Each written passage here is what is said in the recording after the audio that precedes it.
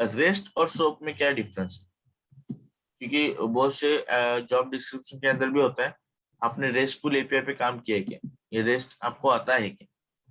ठीक है, अब रेस्ट और सोप में डिफरेंस क्या है देखते हैं।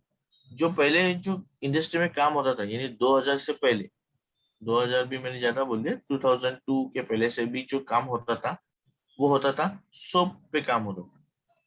ठीक है, सोप ये क्या होता है, soap is nothing but it provides XML format. आप जो भी डेटा भेजते हो यानी आप फ्रंट एंड से, फिर आपका फ्रंट एंड कोई भी हो, फिर आपका वो जेएसपी हो या फिर आपका वो फ्रंट एंड आपका एंगुलर हो या रिएक्ट जेएस हो या और कोई डॉट नेट, ठीक है, एएसपी हो, तो जो भी आपका डेटा रहेगा, पहले पुराने वाला में डेटा कैसे जाता था, एक्सएमएल फॉर्मेट में डेटा जाता था। ठीक है, यानी वो एक्सएमएल फॉर्मेट में डेटा आता था, फिर बैकएंड में हमें वो क्या करता था, एक वो डेटा हमें खुद से पार्स करना पड़ता था, एक्सएमएल पार्सिंग बोलते हैं उसे। और फिर पार्सिंग के बाद उसने क्या रिक्वेस्ट किए वो देखना पड़ता था, देन उसके बाद में उस पर प्रोसेस करना पड़ता था और फिर वो हमें रिस्पॉन्स भेजना था, मगर वो रिस्पॉन्स भी क्या है, अगेन एक्सएमएल फॉर्मेट में ही हमें रिस्पॉन्स भेजना पड़ता। तो वहां पे डेवलपर के लिए बहुत दिक्कत हो जाती थी, आपको वहां पे लॉट ऑफ कोड लिखना पड़ता था हमेशा। एक्सएमएल फाइल ओपन करो, उसमें से डेटा रिट्राइव करो, फिर अगर वहां पे प्रॉब्लम क्या आती थी, एक्सएमएल में कोई टैग अगर आप गलत लिख लेते हो तो डेटा आपको रिट्राइव होता नहीं। ठीक है, तो उसमें भी प्रॉब्लम आ जाती थी। ठीक है, प्रोसेसिंग के लिए टाइम जाता था, XML data needs more device configuration. ठीक है, क्योंकि जो भी आप एक्सएमएल को कॉन्फ़िगर आपको प्रोजेक्ट के अंदर करना है तो उसके लिए डिवाइस कॉन्फ़िगरेशन भी उतना लगता था, यानी फिजिकल, क्योंकि उतनी रैम ज्यादा लगती थी हमें, वो डेटा पहले बफर करके लेना पड़ता था, फिर बफर करने के बाद वो डेटा, क्योंकि एचटीटीपी क्या है, स्टेटलेस प्रोटोकॉल, तो स्टेटलेस प्रोटोकॉल यानी हमें वो डेटा पहले बफर करके फिर उसको पार्स करके फिर रिस्पॉन्स बना के वो भेजना पड़ता था। ठीक है, तो इसलिए हमें वो डिवाइस कॉन्फ़िगरेशन भी वहां पे ज्यादा लगती, जो भी काम रहता था एक्सएमएल प्रोसेसिंग का हेवी था, टाइम कंज्यूमिंग। ठीक है, और एक्सएमएल नीड्स मोर डेटा। ठीक है, ठीक है, हाँ, एक उसका एक एडवांटेज था एक्सएमएल का कि आप बहुत सारा डेटा भेज सकते हो एक्सएमएल से। ठीक है, मगर अगेन परफॉर्मेंस डाउन हो जाता था, हेवी हो जाता था। ठीक है, तो ये बहुत सारी दिक्कत आती थी सोप सर्विसेज। तो उसके बाद में इंडस्ट्री में ये सोप के ऊपर ये डिसएडवांटेज ओवरकम करने के लिए आ गया रेस्ट। ठीक है, तो रेस्ट क्या है, रेस्ट भी एक प्रोटोकॉल है, typically rest works on a top HTTP protocol. तो ये रेस्ट जो है वो एचटीटीपी को प्रॉपरली सपोर्ट भी करता है, यानी हैंडल भी होता है। It can be access from any devices which has a internet connection. ये और एक एडवांटेज क्या था कि ये रेस्ट का जो भी डेटा था वो एक्सेस कोई भी डिवाइस कर सकता था एक्सेस, यानी आप बोलोगे इसका मतलब नहीं समझा, कोई भी डिवाइस कर सकता था यानी क्या। अब पहले देखो, हमें अगर सोप डेटा भेजना हो, अगर आप एंड्रॉयड फोन को सोप डेटा भेजोगे, ठीक है, तो एंड्रॉयड एप्लीकेशन के अंदर वो डिवाइस रिकॉग्नाइज करने के लिए पहले तो उसका जो कॉन्फ़िगरेशन, डिवाइस कॉन्फ़िगरेशन है, वो डिवाइस कॉन्फ़िगरेशन उतना होना चाहिए। ठीक है, क्योंकि ये क्या है, एक एक्सएमएल डेटा फाइल फॉर्मेट में होता है। ठीक है, अब जो पुराने फोन थे, पुराने फोन में उतने डिवाइस कॉन्फ़िगरेशन था क्या कि वो डेटा पूरा बफर करे और उसके बाद में उसमें प्रोसेस करे। ठीक है, वो क्या करते थे फिर पुराने वाले फोन, उनके खुद के जो कैशे थी, प्रोसेसर की कैशे वो यूज करते थे, और प्रोसेसर की कैशे के थ्रू में वो डेटा क्या करते थे, वो बफर करके रखते थे। तो इसलिए देखो हमें फोन के अंदर हमेशा वो लोडिंग दिखा रहता है, यानी कभी हम रिक्वेस्ट करते थे पुराने जमाने में फोन से, तो वो क्या करता था, हमें लोडिंग दिखा रहा था और बहुत टाइम लेता था डेटा दिखाने में। इतना देर टाइम लेता था कि हम उसमें से खाना भी खा लेते कभी कभी। ठीक है, इतना टाइम लेते थे, करेक्ट, लेता था ना पुराने वाले में, फोन में। ठीक है, तो वो प्रॉब्लम आ रही थी। अब ये रेस से क्या होगा कि रेस से आप कोई भी दूसरे स्मार्ट डिवाइस हो, किसी भी स्मार्ट डिवाइस हो या कोई भी डिवाइस हो, फिर आपका लैपटॉप हो, लैपटॉप हो या आपका फोन हो, स्मार्टफोन हो या टैबलेट हो या कोई और दूसरा, अगर आप थर्ड पार्टी एप्लीकेशन यूज कर रहे हो, IoT वगैरह ऐसे कुछ उसके साथ इंटीग्रेट करना चाहते हो, तो वो भी आपको वो सपोर्ट करेगा डिवाइस रेस्ट के लिए। ठीक है, तो ये एक एडवांटेज हो गया हमारा। दूसरा रेस्ट क्या है, REST is a light weight, ठीक है, then the SOAP. Light weight का मतलब क्या है कि रेस्ट बेसिकली एक जेसन यूज करता है। REST is use a JSON data, यानी जेसन फॉर्मेट के अंदर वो क्या करता है, डेटा यूज करता है।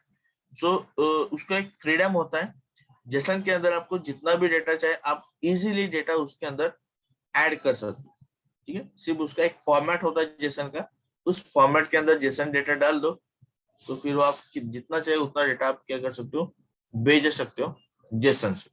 और उसका प्रोसेसिंग जो भी है वो इतना इजी था कि सिर्फ आपको वो उसका की का नाम डालो और भी डेटा आपको मिल जाएगा। इसके लिए आपको फाइल से रीड करना है कुछ, उसके फिर टैग है वो करने की जरूरत नहीं, आपको बफरिंग करने की भी जरूरत नहीं, इतना वो लाइट वेट है। तो Jason processing is lighter and Jason needs a less data, वो लेस डेटा भी रहेगा तो वो डायरेक्टली क्या करते हैं, हैंडल कर ले। ठीक है, तो इसीलिए मार्केट में अब जो भी काम इंडस्ट्री में होता है वो पूरा रेस्ट पे काम होता है, इसलिए वहां पे बोलते हैं रेस्टफुल पे आपने काम किया है क्या।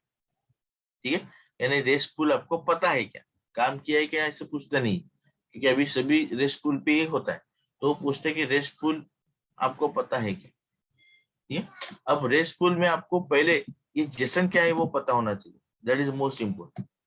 ठीक है, तो जेसन क्या है वो थोड़ा हम नीचे पढ़ते हैं कि व्हाट एग्जैक्टली जेसन और उसका फॉर्मेट होता कैसे। ठीक, यहाँ तक आपको ये दोनों का डिफरेंस समझ में आ गया, रेस्ट और सोप का। इसमें और किसी को कुछ डाउट है क्या? सर रेस्ट और सब यूज कहाँ करते सर, क्यों करते? पुराने जमाने में जो वहां पे रेस्ट, क्या क्या बोल रहे हैं आप, रेस्ट या सोप बोल रहे हो आप, रेस्ट बोल रहे हैं हाँ, क्या? हाँ, मतलब कहाँ यूज करते, क्यों यूज करते, ये नहीं समझते। अब आप यूट्यूब से आप क्या करते हो, वीडियो देखते हो। चलो, सुमित टेक नाम का एक यूट्यूब चैनल है जो मेरा ही है, सुमित टेक मेरा एक यूट्यूब चैनल है। वहां पे जाइए और वहां पे आप वीडियो प्ले करोगे, वीडियो प्ले करोगे तो आप रिक्वेस्ट भेजा अपने वीडियो प्ले का, और जब वीडियो प्ले का रिक्वेस्ट भेजते हैं तो वो एक क्या करता है, जेसन ऑब्जेक्ट भेजता है बैकएंड को। फिर जेसन ऑब्जेक्ट को समझ में आता है कि भाई क्या है इसके अंदर डेटा, डेटा है कि भाई सुमित टेक नाम का कोई तो चैनल है और उसका एंगुलर का वीडियो उसको देखना है।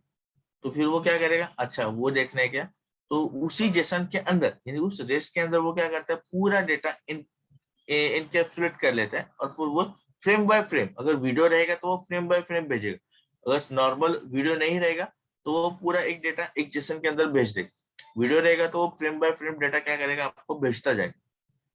ठीक है, बफरिंग आप फिर आपको वो वीडियो दिख जाता है। तो with the help of that rest, ये लाइट वेट होता है, तो ये आसानी हो जाती है आपको।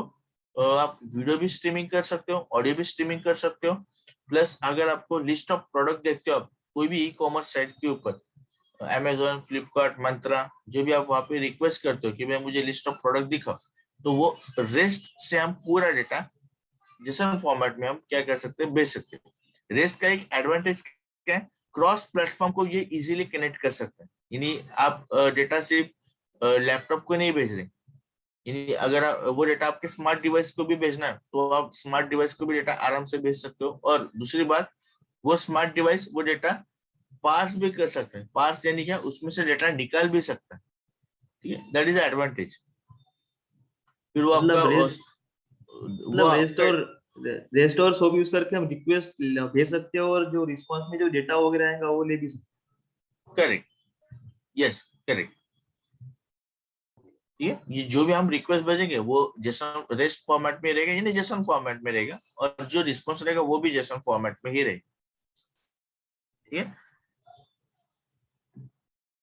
ठीक है चेतन जी, समझ में आ गया अभी?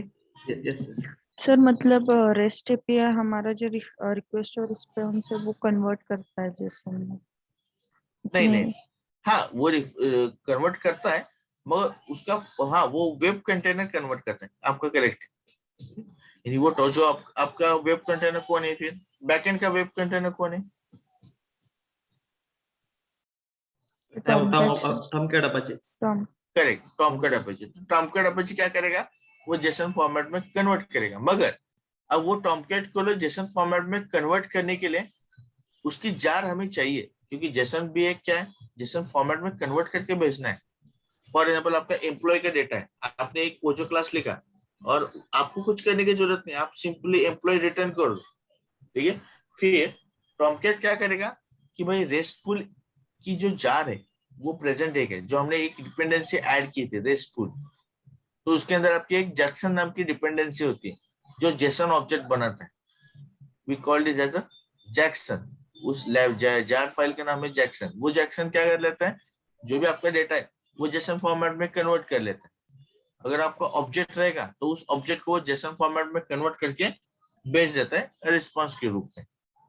आपको करने की कुछ जरूरत नहीं। हाँ, अगर आपको खुद से भी करना है, जेसन बनाना है, आप बना सकते हो, यू कैन, ठीक है। अगर आपको नहीं बनाना है, सर मुझे खुद से नहीं बनाना है, जो है वही मुझे डेटा भेजना है, भेजो, कोई प्रॉब्लम नहीं, फिर वो जेसन फॉर्मेट में कन्वर्ट करके भेजेगा। अगर ऑब्जेक्ट रहेगा तो आप फ्रंट एंड बैक एंड से कोई ऑब्जेक्ट रिटर्न कर रहे हो, तो अगर आप सिंपल एक कुछ तो स्ट्रिंग या इंटीजर रिटर्न करोगे, ठीक है, इंटरनली वो जेसन कन्वर्ट कर लेता है, मगर भेजते टाइम जो फ्रंट एंड को रिसीव होता है वो डेटा स्ट्रिंग फॉर्मेट में रिसीव होता है। फिर वो स्ट्रिंग हो सकता है, इंटीजर हो सकता है, बुलियन हो सकता है, ठीक है। तो वो खुद से सब कुछ हैंडल कर लेते हैं इंटरनल।